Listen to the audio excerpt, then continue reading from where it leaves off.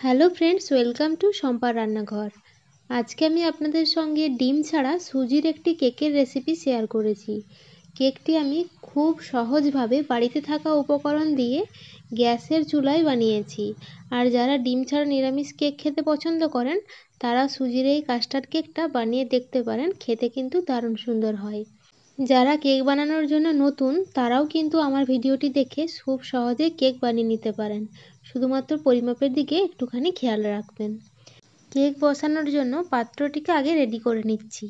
একটি অ্যালুমিনিয়ামের বাটি নিয়েছি, আপনাদের কাছে কেক টিন থাকলে ব্যবহার করতে পারেন অথবা স্টিলের পাত্রও নিতে পারেন। অল্প একটুখানি তেল ব্রাশ করে নিয়ে একটা গোল করে কেটে রাখা কাগজ দিয়ে কভার করে দিচ্ছি। সাইডগুলোও আমি একটি কাগজ লম্বাভাবে কেটে কভার করে দিলাম। কাগজের ওপরেও হালকা করে একটুখানি তেল ব্রাশ করে দিলাম। বাটিটা রেডি হয়ে গেছে, এক সাইডে রেখে এবার কেকের ব্যাটারটা তৈরি করে নিচ্ছি। একটি মিক্সিং জারের মধ্যে 1 কাপ মেপে সুজি নিচ্ছি। পরিমাপের জন্য যে কোনো একটি কাপ বা বাটি ব্যবহার করবেন বা মেজারিং কাপও ব্যবহার করতে পারেন। ওই কাপেরই আমি 1/2 কাপ চিনি নিচ্ছি। এবার সুজি এবং চিনিটা একসাথে ব্লেন্ড করে নিচ্ছি। সুজি ও চিনিটা ভালো মতো গুঁড়ো করা হয়ে গেছে। এবার এটি একটি বড় পাত্রে ঢেলে নিচ্ছি। এবার এই সুজি চিনির মিশ্রণের সাথেই ওই কাপেরই 1 কাপ ময়দা দিচ্ছি।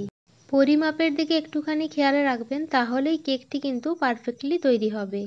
1 চিমটি লবণ দিয়েছি আর 2 চামচ দিচ্ছি ভ্যানিলা কাস্টার্ড পাউডার। এই কাস্টার্ড পাউডারটির জন্যই কেকের কালারটা হলুদ রঙের হয়েছে আর কেকের মধ্যে একটা দারুণ ফ্লেভার এসেছে। 1 চামচ দিলাম দুধ গুঁড়ো আর 1/2 চামচ দিয়ে দিচ্ছি বেকিং পাউডার আর তার 1/2 দিয়ে দিচ্ছি বেকিং সোডা।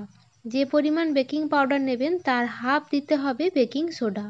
একসাথে সমস্ত শুকনো উপকরণগুলো ভালো করে মিশিয়ে নিলাম। এবার এর মধ্যেই দিয়ে দিচ্ছি 1/3 কাপ ঘি অথবা বাটার অথবা তেল, যেটা খুশি ব্যবহার করতে পারেন, তবে আমি এখানে গলানো বাটার নিয়েছি। এর সাথেই দিচ্ছি অল্প একটুখানি পাতিলেবুর রস। এই লেবুর রসটা দিলে কেকটা দারুণ স্পঞ্জি হবে ও ফুলে উঠবে। দিয়ে দিচ্ছি ওই কাপেরই 1 কাপ লিকুইড দুধ। দুধটা আগে থেকেই জাল করে ঠান্ডা করে রাখা আছে। ভালোভাবে মিশিয়ে নিয়ে একটা ব্যাটার তৈরি করে নিলাম। কেকের এই ব্যাটারটির টেক্সচার কিন্তু খুব বেশি ঘনও হবে না, আবার খুব বেশি পাতলাও হবে না।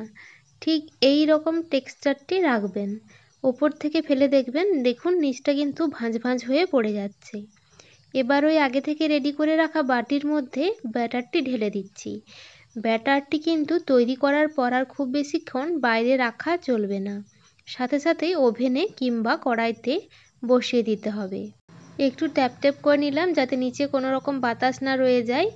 আমি আগে থেকে একটি কড়াইতে স্ট্যান্ড বসিয়ে 10 মিনিট মতো প্রিহিট করে নিয়েছি। এবার ওই গরম কড়াইতে বাটিটা বসিয়ে ঢেকে রাখছি 40 থেকে 45 মিনিট মতো।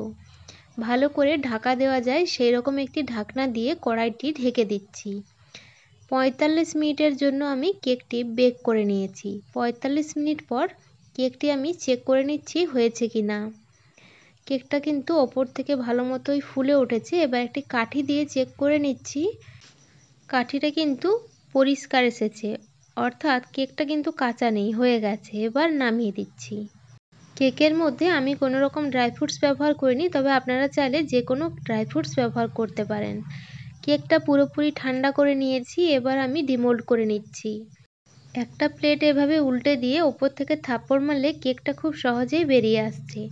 কাগজ দিয়ে কভার করা হয়েছিল বলে কেকটা কিন্তু খুব সহজেই ডিমোল্ড করা গেল। এবার কেকের ওপর থেকে কাগজটাও আস্তে আস্তে তুলে নিলাম। চলুন দেখিয়ে দিই কেকটা কতটা স্পঞ্জি হয়েছে। ঠিক দোকানের মতো কেকটা স্পঞ্জি হয়েছে আর দারুণ নরম হয়েছে। যারা ডিম ছাড়া নিরামিষ কেক খেতে পছন্দ করেন তারা সুজির এই কাস্টার্ড কেকটা বানিয়ে দেখতে পারেন, দারুণ খেতে হয়। রেসিপিটি আপনাদের ভালো লাগলে অবশ্যই একটি লাইক করে দেবেন আর চ্যানেলটি সাবস্ক্রাইব করে নিয়ে আমার পাশে থাকার অনুরোধ রইল।